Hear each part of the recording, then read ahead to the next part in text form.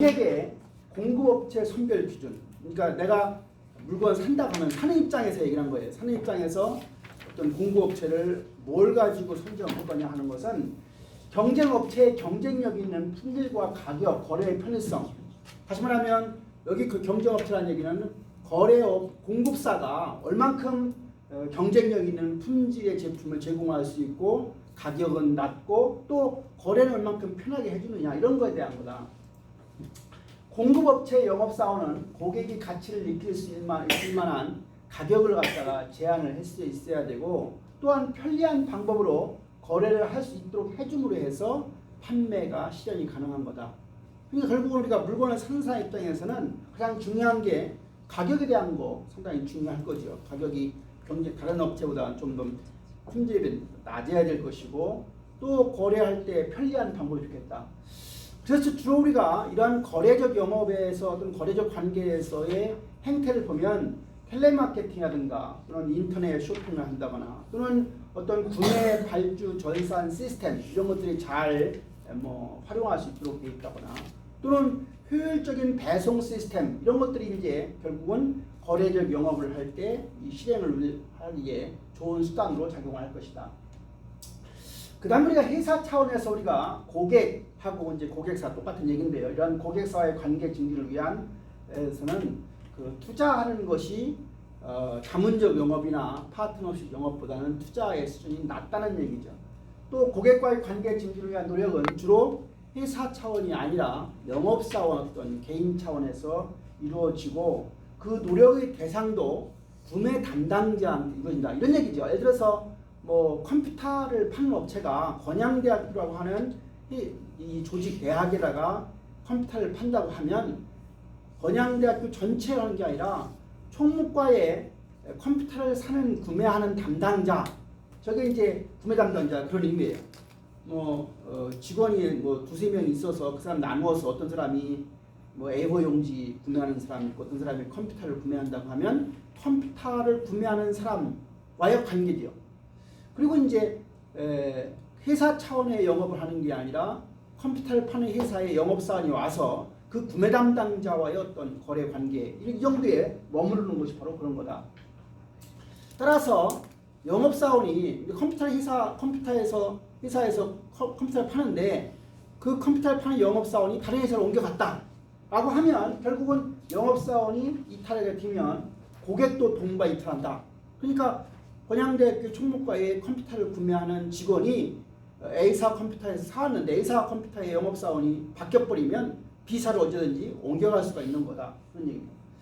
그 다음에 그래서 우리가 구매 담당자의 교체에 따라서 구매 담당자가 또 이제 반대죠. 위에 거 반대인데 건양대학교의 구매 담당자가 소속이 바뀌어가지고 그 사람이 아니고 다른 사람이 오게 되면 이 사람이 와가지고는 A사와의 거래를 끊고 B사와 다시 거래를 할 수 있다는 거죠. 그래서 우리가 구매 담당자의 교체에 따라서 공급업체도 금방금방 바뀔 수 있는 게 거래적 관계의 영업이라고 볼 수가 있습니다.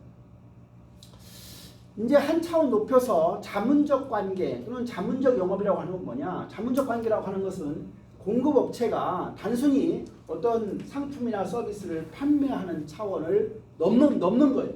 그럼 뭘 하고 있느냐?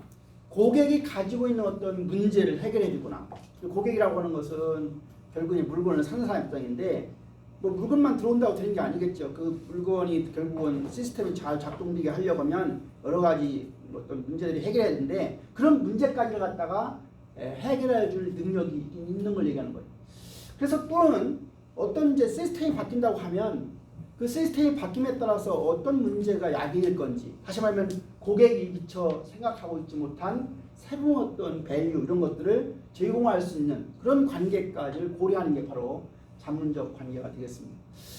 그래서 우리가 자문적 영업이라고 하는 것은 아까 한 것처럼 자문적 관계에 기반한 영업이라고 하는데 주로 우리가 자문적 영업이라고 하면 또 이제 더 세세하게 두 가지 형태를 제안하는데 한 가지가 솔루션 영업이라고 하는 게 있고 또 한 가지가 가치 제한 영업이라고 하는 걸로 불리기도 하고 좀 나누어서 얘기를 합니다.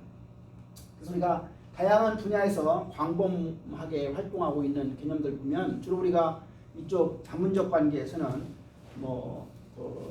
재무 관련된 컨설팅 업무하는 FC라든가 또는 뭐 새로운 가게 같은 걸 이렇게 개설했을 때 그 가게 영업점이 잘 운영될 수 있도록 컨설턴트 해주는 그런 분들이 있는데 그러한 스토어 컨설턴트 이런 것들이 우리가 자문적 관계와 관련된 영업이라고 할 수가 있습니다.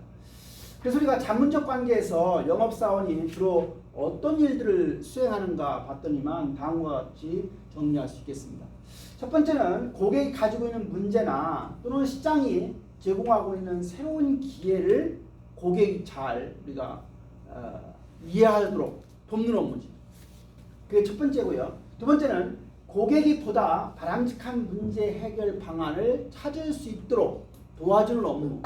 그런 경우가 두 번째로 본다고 하면 세 번째는 자신의 회사에서 고객을 위한 옹호자가 되어서 고객의 어떤 니즈를 충족시키는 데 필요한 자원이 적기에 공급될 수 있도록 그런 데까지 우리가 신경 쓰는 분야가 바로 자문적 관계라고 볼 수가 있습니다.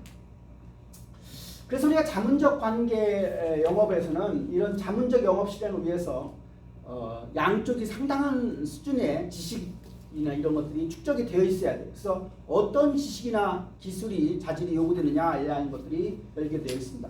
첫 번째는 자사 제품 및 서비스다.